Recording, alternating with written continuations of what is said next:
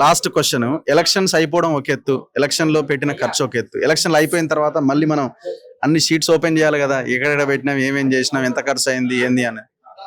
అది అది అది ఓపెన్ చేస్తే భయం అవుతుందని ఏమైనా అనిపిస్తున్నదా?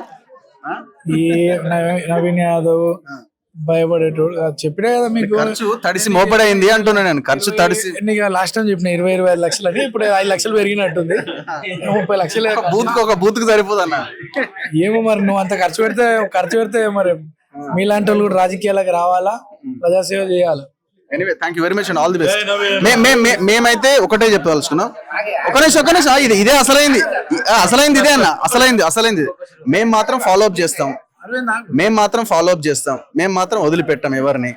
సో మీరు కూడా బాధ్యతతో ఎంతవరకు పనిచేస్తారన్నది మేము కూడా గమనిస్తుంటాం. మేము మళ్ళీ వస్తాం ఇక్కడ. నా ఎంబడో స్టూడియో ఒక కెమెరామ్యాన్ ఒక రోజు ఇండియా పెట్టుకో. Thank you very much. ఇది ఎమ్మెల్యే నవీన్ యాదవ్ తో స్పెషల్ ఇంటర్వ్యూ. చూస్తూనే ఉండండి మన తొలి వెలుగు.